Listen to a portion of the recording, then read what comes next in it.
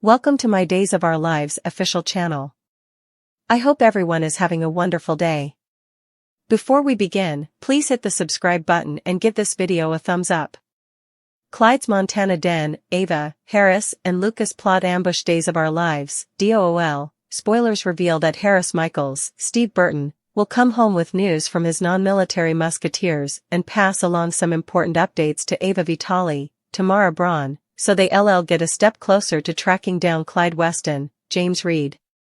Grounded on Days spoilers for the week of May 27th to 31st, Clyde's rearmost den is in Montana, and it looks like Rebecca Goldman, Christy St. John, is still on the run with him there. Once Ava and Harris pound over the new suggestions, they have enough good idea of where exactly to find Clyde. It wouldn't be long until Harris and Ava hop on an airplane.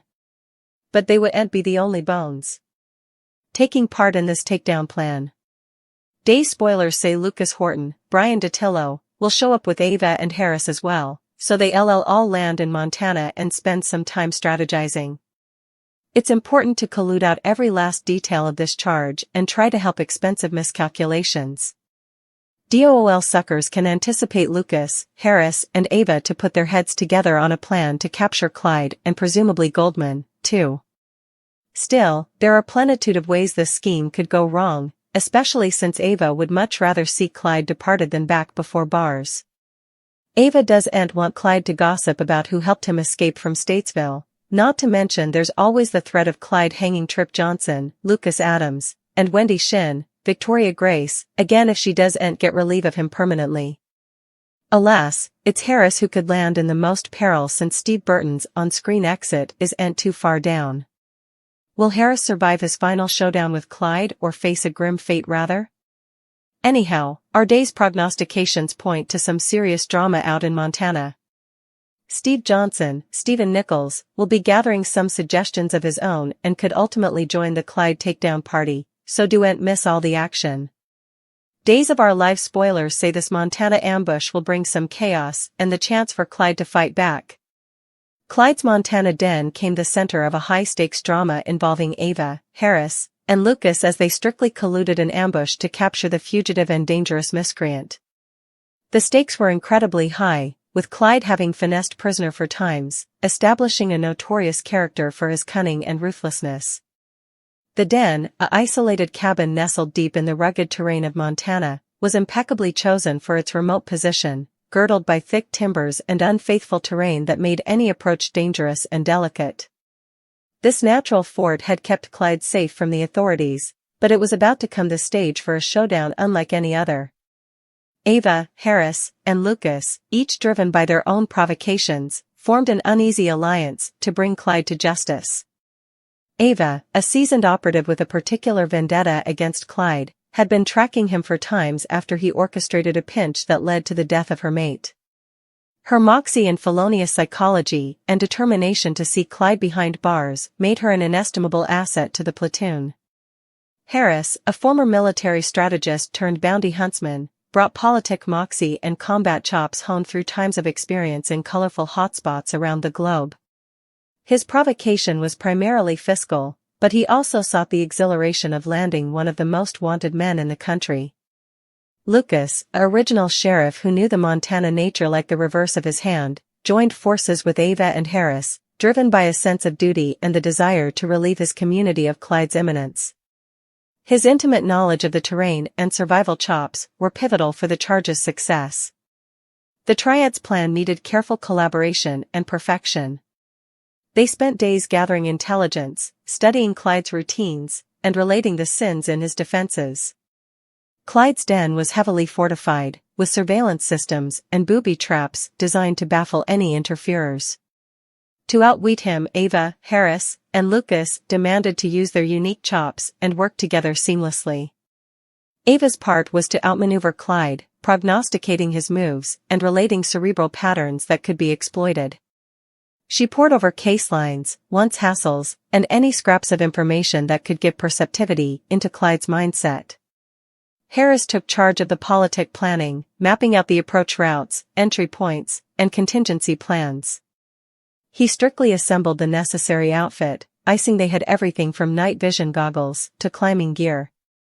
Lucas, on the other hand, was the platoon's companion, conniving a course through the nature that would keep them hidden from Clyde's surveillance and bring them to the den undetected. Their trip to the den was fraught with peril. The Montana nature was enduring, with changeable rainfall, wild creatures, and unfaithful paths. They traveled substantially at night, using the cover of darkness to avoid discovery. Lucas led them through thick timbers, over rocky terrain, and across fast-flowing gutters, his familiarity with the geography proving inestimable. Ava and Harris trusted his instincts implicitly, knowing that any misstep could warn Clyde to their presence. As they approached the den, the pressure among the triad heightened. Every howl in the green, every snap of a branch, sounded amplified in the stillness of the timber. They communicated through hand signals and whispers, maintaining strict radio silence to avoid any electronic surveillance that Clyde might have in place. The air was thick with expectation, each step bringing them closer to the critical moment of the ambush. The night of the ambush was chosen precisely, grounded on Ava's analysis of Clyde's jest. She had noted that Clyde had a pattern of leaving the den briefly on certain nights, likely to check his border or gather inventories from retired caches. This window of occasion was their stylish chance to catch him off guard. As the appointed night arrived, the triad moved into position, their jitters steeled for the battle ahead. Harris set up a gun position on a crest overlooking the den, furnishing an edge point to cover Ava and Lucas as they made their approach. Ava and Lucas crept closer to the cabin, their movements slow and deliberate, taking care to avoid any traps or detectors that Clyde might have placed around the border. The timber was eerily quiet, the only sounds being their controlled breathing and the soft crunch of leaves underfoot.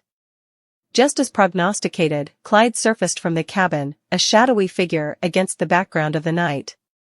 He moved with the confidence of someone who felt untouchable in his fort. Ava gestured to Harris, who tracked Clyde's movements through the compass of his rifle, ready to give cover if effects went crazy. Lucas, fortified with a painkiller gun, deposited himself to block Clyde as he returned to the cabin. The plan depended on the element of surprise and precise timing. As Clyde made his way back, Lucas stepped out from his caching spot, armament raised.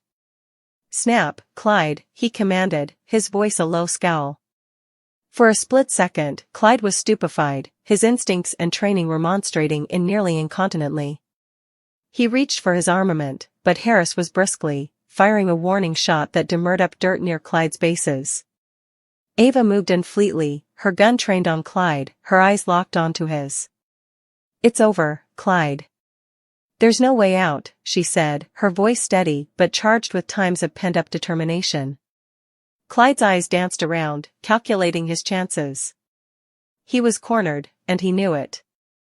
Sluggishly, he raised his hands, a boo playing on his lips. "You eventually got me, Ava.